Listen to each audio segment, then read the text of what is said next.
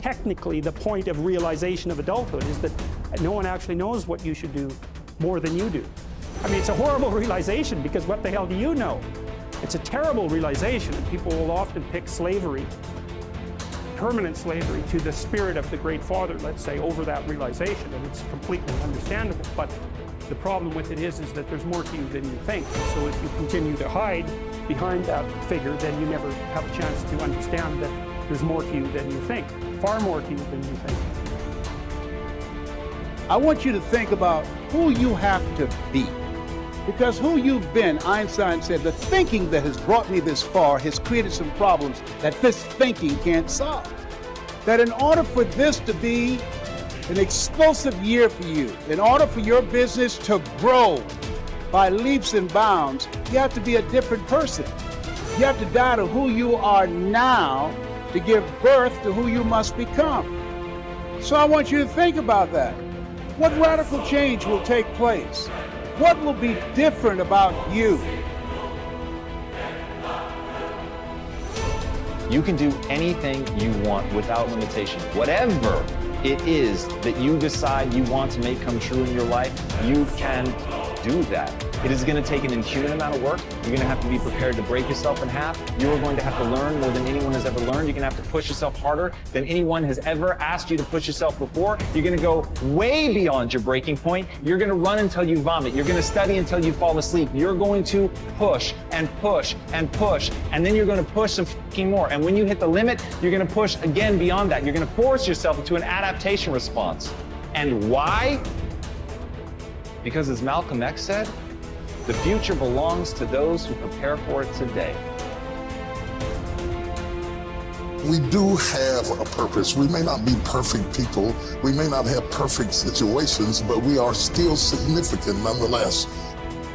And we have been blessed with a rich body of emotions. We have emotions. We're not like roses or plants or bushes that have life without feeling.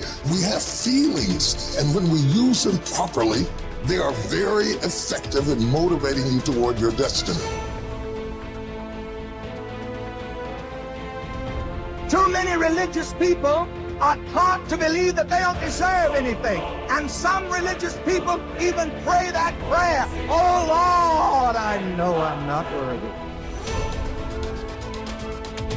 If you want to experience the very best of life, you must believe that you deserve the best.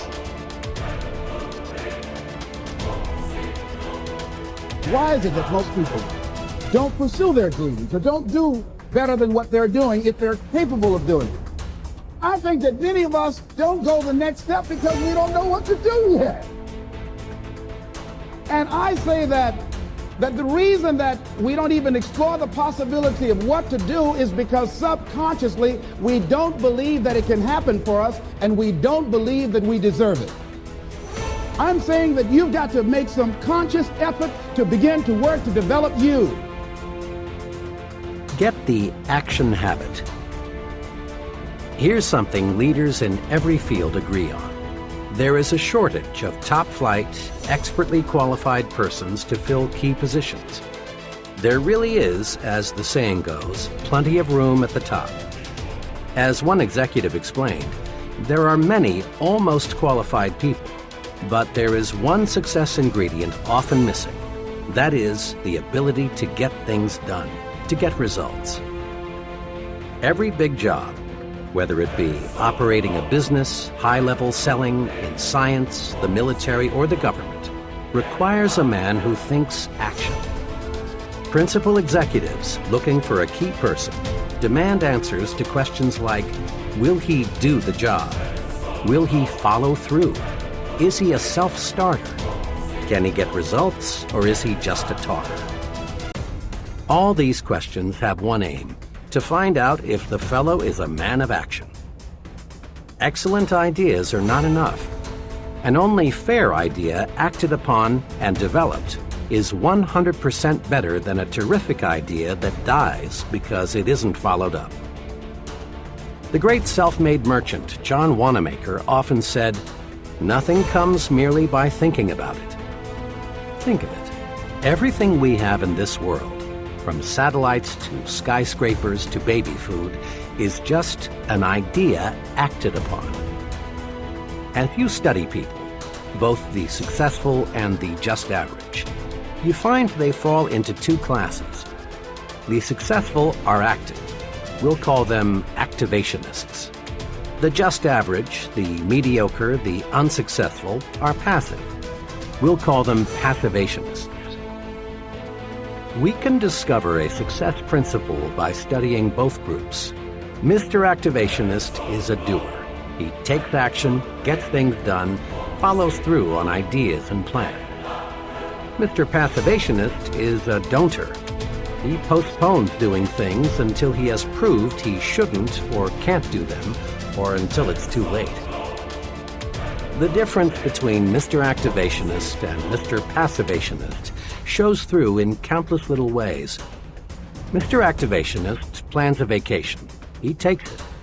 Mr. Passivationist plans a vacation, but he postpones it until next year. Mr. A decides he should attend church regularly. He does. Mr. P thinks it's a good idea to go to church regularly too, but he finds ways to postpone acquiring this new habit. Mr. A feels that he should drop a note to someone he knows to congratulate him on some achievement. He writes the note. Under the same circumstances, Mr. P finds a good reason to put off writing the note, and it never gets written. The difference shows up in big things, too. Mr. A wants to go into business for himself. He does. Mr. P also wants to go into business for himself, but he discovers just in the nick of time a good reason why he had better not. Mr. A, age 40, decides he wants to take up a new line of work. He does. The same idea occurs to Mr. P, but he debates himself out of doing anything about it. The difference between Messrs. Activationist and Passivationist shows through in all forms of behavior. Mr. A gets the things done he wants done, and as byproducts he gains confidence, a feeling of inner security, self-reliance, and more income. Mr. P doesn't get the things done he wants done because he won't act. As byproducts, he loses confidence in himself, destroys his self-reliance, lives in mediocrity. Mr. Activationist does. Mr. Passivationist is going to do, but doesn't. Everyone wants to be an activationist. So, let's get the action habit.